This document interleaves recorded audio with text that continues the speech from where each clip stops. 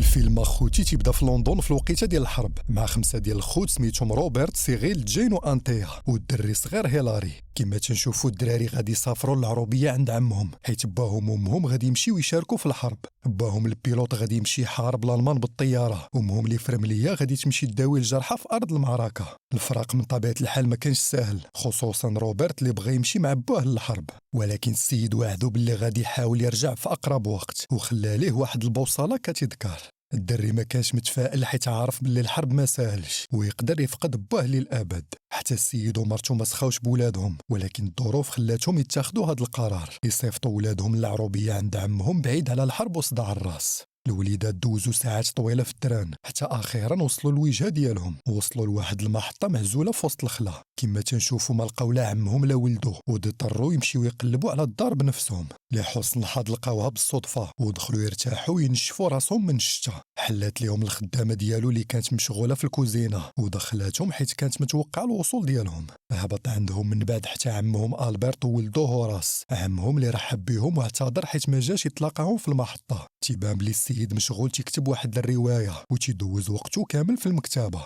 السيد طلع من بعد يكمل الكتابه وخلى الدراري مع الخدامه مارطا اللي داتهم لبيوتهم. الدراري في ديك اللحظه حاولوا يهضروا مع ولد عمهم، ولكن الدري تكبر عليهم وما عبرهمش. ثنائي خلطوا من بعد على الخدامه اللي شرحات لهم بلي عندهم الحريه يتساراو في الدار كما بغاو، ولكن ممنوع يدخلوا للغرفه الخضراء. الدراري ما عرفوش علاش منعاتهم يدخلوا لديك الغرفه، وحيت كل ممنوع مرغوب روبرت فكر يدخل يشوف شنو تما، ولكن كان عيان ومشى نيشان ينعس. ولا غد ليه منين فاقوا جلسوا تيتسناو تحبس الشتا باش يخرجوا يلعبوا. انطيا حسات بالملل وبدات تتصدعهم في راسهم، وروبرت اضطر يخرج من تما قبل ما تقبليه الطبوله ديال ودنيه. تفكر في ديك اللحظه الهضره ديال الخدامه وقرر يدخل يستكشف ديك الغرفه الخضراء اللي منعاتهم يدخلوا ليها بلا ما تشرح لهم السبب. اما خوتو فهبطوا يفطروا مع عمهم وولدو هوراس اللي سبقهم للطبله وجلس ياكل الحلوى. عمهم البرت في ديك اللحظه ناضي يقرا عليهم القواعد اللي خاصهم يتبعوا الا بغاو يجلسوا عنده في الدار، بحال ما يجريوش في الكولوارات وما يزدحوش البيبان، وما ينساوش ينقيو بيوتهم ويصبنوا حوايجهم. ولكن اهم حاجه هي ممنوع يدخلوا للغرفه الخضراء، الغرفه اللي دخل ليها روبرت بالتخبيه وجلس ياكل العنب اللي لقى معلق في الداليه. بانت ليه في ديك اللحظه واحد الباب غريبه اللي حاول يحلها، وكما تنشوفوا لقاها مشدوده بالقفل. البقيه ديال الخوت في هاد الوقيته كانوا تيهضروا على القواعد والمهام الصعيبه اللي عطاهم عمهم البرت. حتى شويه رجع عندهم روبرت وطلب منهم يتبعوه للغرفه الخضراء باش يوريهم ديك الباب القديمه، وعطاهم حتى العنب اللي لقى في الداليه. خوهم الصغير في هاد الوقيته بقى تيلعب في الباب حتى حلها بالصدفه، والدراري من طبيعه الحال ما ترددوش ودخلوا يشوفوها فين تتوصل. بقاو هابطين في مجموعه ديال الدروج حتى وصلوا لواحد المغاره اللي خرجاتهم لواحد الشاطئ سري. الشاطئ بري وخاوي كامل من البشر، وروبرت تعجب ملي شاف البوصله تدور في جميع الاتجاهات. الدراري عجبهم الحال وجلسوا تيجريو ويلعبوا، ومن بعد فتره قصيره لقاو قوقعه غريبه مخشيه في الرمله. سمعوا حتى الصوت ديال شي مخلوق في وسط منها، وفعلا بداو تيحفروا عليه حتى خرج عندهم على غفله. حاول يهرب ليهم ولكن بقى تابعوا روبرت في الشاطئ حتى حبس قدامه وشافوا راسو لاول مره. المخلوق صدق تيهضر بحال البشر وطلب منهم يبعدوا منه ويخرجوا ليه من الشاطئ ديالو، ولكن بغاو يتعرفوا عليه وسولوه على اصله، وقال لهم باللي مسميينه بجنيه الرمال. سيغيل خاف على خوتو وجرهم يمشيو بحالهم، ولكن علماتو جاين باللي الجنيات يحققوا الاماني. خلط عليهم المخلوق واكد لهم هاد الهضره، وقال لهم باللي فعلا تحقق الامنيات. سولهم على الامنيه اللي بغاو يحققها لهم، وطلبوا منه يهنيهم من المهام اللي فرق عليهم عمهم، يعاونهم ينقيو الدار بلا ما يتعذبوا. المخلوق ما ترددش في بلاصه حقق لهم الامنيه، والدراري خرجوا تيجريو باش يشوفوا واش فعلا تحققات ولا لا. تعجبوا من لقاو الدار عامره بنسخ منهم جالسين تينقيو المهام اللي عطاهم عمهم. الدراري عجبهم الحال حيت تهناو من تماره، ولكن خاصهم يخبيو هاد القضيه على عمهم وولدو اللي كان هابط عندهم حتى مشى تيلاهيه روبرت بالهضره. قال ليه باللي باغي يتعرف عليه باش يوليو من اعز الاصدقاء، وهو راسه تيقو هبطوا يوريه المختبر ديالو. تيبان باللي الدري مهووس بالوحوش والمخلوقات الغريبه، وكما تنشوفوا عنده مختبر كبير فين تيبحث عليهم. نرجعوا عند الدراري اللي لقاو نسخ كثيره من انطيا جالسين تيعزفوا كاملين دقه وحده. خافوا لا الصداع ديالهم يبرزط عمهم البرت، وهداك الشيء علاش مشى عنده سيغيل يلاهيه في المكتبه. لحسن الحظ كان مازال ملهي في الكتابه، وقال ليه الدري باللي جاي يجلس معاه شويه. السيد رحب به وبدا تيوريه القصص والروايات اللي كتب. اما النسخ ديال الدراري فتيبان باللي خرجوا عن السيطره وبداو تينوضوا الروينه، هرسوا الروبينيات وعمروا الارضيه بالماء، ولكن جين وانطيا ما عرفوش كيديروا يوقفوهم، وبقاو غير جالسين ولكن تيتفرجوا من البعيد، تيتفرجوا في النسخ ديال أنطيا اللي صدعوا الدنيا، وللأسف صدعوا ألبرت اللي خرج يشوف شنو واقع عنده في الدار. سيغيل حاول يوقفه ولكن ما قدرش، وتيبان بلي المخلوق جالس تيراقبهم من البعيد. لحسن الحظ غربات في ديك اللحظة الشمس والنسخ كاملين اختفاو من الوجود، خلاو غير الروينة اللي نوضوا في الدار. وكما تنشوفوا سيغيل بدا تيلاهي عمو بالهضره حتى رجع للمكتبة بلا ما يشوف الروينة اللي تما. في نفس الوقت روبرت كان باقي مع ولد عمو في المختبر، ولد عمو اللي وراه واحد البيضة عملاقة ديال الديناصور، قال ليه بلي لقاها بالصدفة تحت الأرض وبلي تيحاول يفقسها ويخرج الديناصور اللي في وسط منها. أما البقية ديال الدراري فكانوا تيحاولوا يجمعوا الروينة اللي داروا النسخ، وتيبان بلي خاصهم يخلفوا حتى المزهريات والطباصل اللي هرسوا. حصلاتهم في ديك اللحظة مارطا اللي تتبان عرفات شنو واقع، ولكن دارت راسها ما عارفة حتى شي حاجة. حتى الدراري ما قالوش ليها الحقيقة ووعدوها باللي غادي يجمعوا الروينة، ولكن جا وقت النعاس وصيفطاتهم ينعسوا في بلايصهم، وقالت لهم اللي غادي تكلف هي بالجميع. غير طلعوا لبيوتهم، جين بدات تكتب رساله لامها تتعاود ليها على احوالهم وعلى المخلوق اللي لقاو في الشاطئ السري. تيبان بلي توحشاتها وما كرهاتهاش ترجع دابا، ولكن خاصها تزيد تصبر حيت الحرب باقا ما سالاتش. من بعد في داك الصباح الدراري كانوا جالسين تيفطروا، حتى شويه روبرت كان غادي يعاود الهراسي على المخلوق اللي لقاو في الشاطئ. حبسوه خوتو في الوقت المناسب وقالوا ليه بلي خاصهم يخليو القضيه ديال المخلوق سر بيناتهم. هراسي جا تيتسلت موراهم وعرفهم مخبين عليه شي حاجه، ولكن باش يخرجوا راسهم طلبوا منه يلعب معاهم كاش قالوا ليه يحسب حتى ال1000 وينوض يقلب عليهم في الدار. وفعلا الدرينيه وجلس يحسب غير بشويه. الدراري من طبيعة الحال ما مشاوش يتخباو وداروا هادشي كامل باش يرجعوا للشاطئ السري. مارتا والبرت في هاد الوقيته كانوا ملهيين في المكتبه، اما الدراري ففعلا هبطوا للشاطئ باش يتلاقاو مع المخلوق اللي سولوه على الروينه اللي دار لهم في الدار. قال لهم باللي الاماني ما تصدقوش ديما مزيانين، وباللي بالعاني دار لهم داكشي باش يعلمهم درس مهم في الحياه، واللي هو خاصهم ديما يعتمدوا على راسهم ويديروا المسؤوليات ديالهم. شرح لهم باللي الاماني اللي تحقق اختفاو مع غروب الشمس، وهذاك الشيء علاش اختفاو النسخ ديالهم من الوجود. سولوا من بعد روبرت واش يقدر يصلح لهم داكشي اللي هرسوه، وقال لهم المخلوق باللي كلشي ممكن ولكن غادي يعاودوا يتهرسوا مع غروب الشمس. جايين في ديك اللحظه فكرات يتمناو كميه كبيره ديال الذهب باش يشريو بهم المزهريات والطباصل اللي هرسوه، وهكا غادي يصلحوا الغلط اللي داروه. المخلوق ما زادش معاهم الهضره وحقق لهم الامنيه، وغير خرجوا من الباب ديال المغاره لقاو سطوله عامرين بالذهب.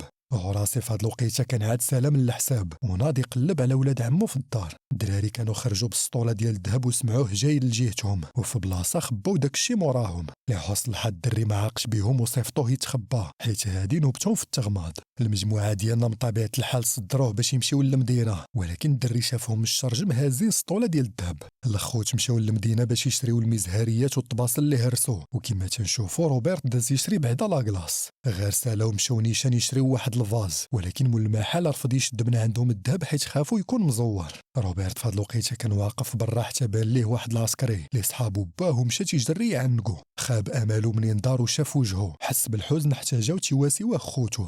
مشاو من بعد تيدوروا في المدينه حتى وصلوا قدام المحل ديال الطوموبيلات، فين سيغيل بقى غير حال فمو في واحد المركبه. قال لخوتو باللي هادي اسرع طوموبيل في العالم، والدراري شجعوه يشريها بالذهب. في البلاصه دخلوا يشوفوها عن قرب، ولكن جا تيغوت عليهم مول المحل طماع. السيد في بلاصه بدل النبره ديال صوتو منين شاف السطوله ديال الذهب، وافق يخلي سيغيل يضرب دويره بالطوموبيل مقابل الحصيصه اللي هازين. نرجعو عند هراسي اللي بغى يطلع يشكي لباه يعاود ليه على الدراري اللي خرجوا من الدار هازين سطوله ديال الذهب. لحسن الحظ ما خلاتوش مارطا يطلع، واخا وراها الطرف ديال الذهب اللي لقى في الارض.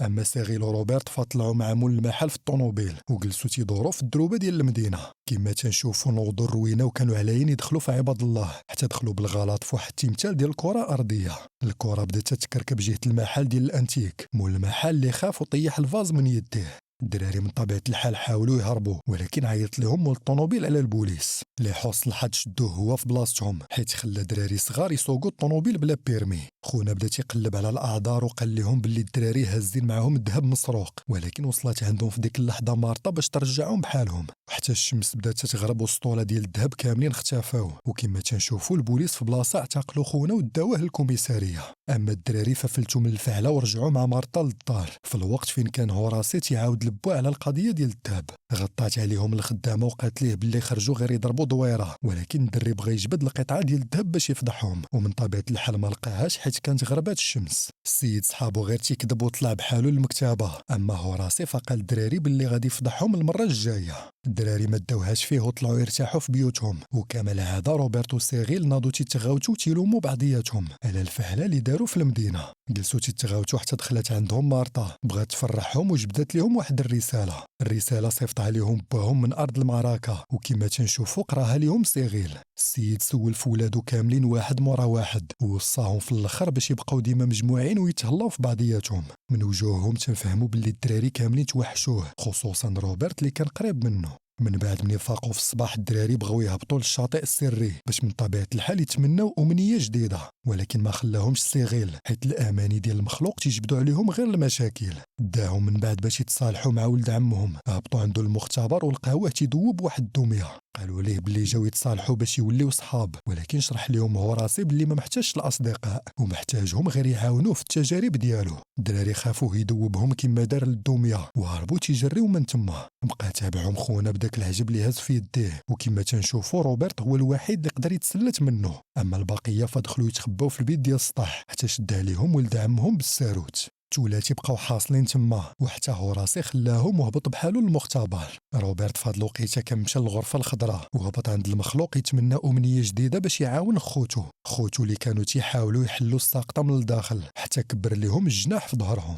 سيغيل تعصب حيت فهم باللي روبرت ما سمعش الهضره وتمنى امنيه جديده. روبرت اللي بان لهم تيطير في السماء طلب منهم يتبعوه باش يمشيو يزوروا باهم في ارض المعركه، وفعلا الدراري نقزوا تيطيروا بحالو في الهواء. شافهم غير عمهم البرت اللي ماده ما جاب، وحيت حتى واحد ما حبسهم الدراري بداو تيعليو في السماء. ومن بعد فتره قصيره تصادفوا مع مجموعه ديال المناطيد فعلا صدقوا ديال البريطانيين، ولكن للاسف ما بانش ليهم الطياره ديال باهم. اضطروا في الاخر يرجعوا بحالهم، اما هوراسي فطلع يحل عليهم وما لقاهمش تما. مارتا حتى هي كانت تعيط لهم يهبطوا يتعشاو، ومني سولات هوراسي قال ليها باللي ممكن يكونوا طاروا من الشرجم. الدراري في هاد الوقيته كانوا راجعين بحالهم، حيت كما تنشوفوا الشمس تغرب وقريب غادي يخسروا جناحهم. لحسن الحظ كانوا عليين يوصلوا، وعاونهم حتى المخلوق باش يوصلوا سالمين لليابسه. لقاو مارتا جالسه تتسناهم في الدخله، مارتا اللي عرفت الفعل اللي داروا. جا عندهم حتى عمهم باش يعلمهم بواحد الخبر محزن، ولكن بنت ليهم امهم ومشاو تيجريو عندها. سيغيل بوحدو اللي فهم باللي باه طرات ليه شي حاجه، وفعلا شرحت لهم امهم باللي الطياره ديالو طاحت في الاراضي الالمانيه. قالت لهم باللي ما ماتش ولكن باقي مفقود، وهذا الخبر اثر في روبرت اللي مشى يقلب على البوصله اللي عطاه. ما لقاهاش في المجوره وبدا تيغوت حتى خلطات عليه مو باش تهدئوا، وعلمها باللي با اكيد غادي يرجع حيت عارفو قوي وذكي وغادي يعرف طريق العوده. البطل ديالنا خرج من بعد للشاطئ السري، مشى يطلب المساعده من المخلوق. فيقوا من النعاس وطلب منه يحقق ليه واحد الامنيه، ولكن شرح ليه المخلوق باللي عندهم الحق غير في امنيه واحده في النهار، وباللي خاصو يتسنى حتى الغدا باش يتمنى امنيه جديده. الدري تفهم القضيه ونعس غير تما حداه باش غير يفيق في الصباح ويطلب الامنيه ديالو. غير داهم النعاس يبان لينا هوراسي داخل تيتسلت، وهوراسي اللي تبع روبرت بالتخبيه وغير بان ليه المخلوق فكر يدير عليه التجارب. فعلا داه معاه للمختبر، ومن فاق روبرت ما لقاهش تما في القوقعه. رجع يقلب عليه في الدار، اما سيغيل ففاق من النعاس وما لقاش خوه في بلاصتو.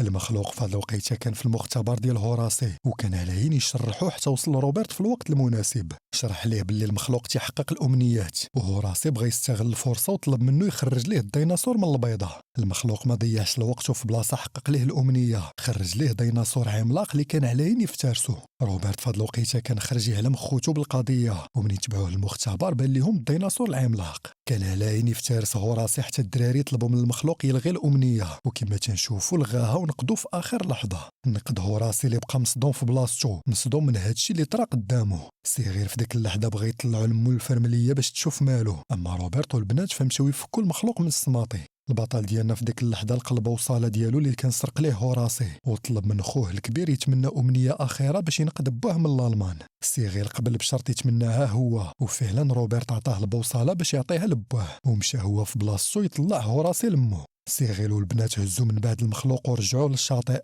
حطوه يرتاح في القوقعه ديالو وطلبوا منه يحقق لهم امنيه اخيره. طلبوا منه يرجع لهم باهم ولو غير لفتره قصيره، حيت توحشوه وبغاو يشوفوه. فعلا المخلوق في البلاصه حقق لهم الامنيه وبان لهم باهم هابط بالطياره، هبط عندهم للشاطئ واخيرا تلاقاو من بعد فراق طويل. كما تنشوفوا الدراري فرحوا بزاف منين شافوه، اما روبرت فكان طلع هوراسي للبيت عند مو. هبط من بعد تيجري للشاطئ باش يشوف حتى هو باه اللي كان متحمس تحمس يشوفوه ولكن علموه الدراري بالحقيقة. قالوا ليه باللي جابوه غير مؤقتا وباللي غادي يرجع لبلاصتو مع طلوع الشمس. عطاه من بعد سيغيل البوصلة كما وصاه روبرت اللي جا معطل وما قدرش يسلم عليه، وصل في اللحظة اللي اختفى فيها من الوجود. من بعد مني فاقوا في الصباح الدراري مشاو يطلعوا على هوراسيه اللي تيبان طلعت ليه سخانه بالصدمه. الدراري من طبيعه الحال ما قالوش لامهم الحقيقه، امهم اللي هبطات ترتاح شويه في بلاصتها. اما الدراري ففيقوا ولد عمهم من الصدمه بغوته وحده، فيقوه باش يطلبوا منه يخبي السر ديال المخلوق، ولكن من الهضره ديالو تيبان باللي تبدل بشكل كبير. اعتذر لهم حيت ما كانش تيعاملهم مزيان، ووعدهم في الاخر باللي غادي يخلي القضيه ديال المخلوق سر بيناتهم.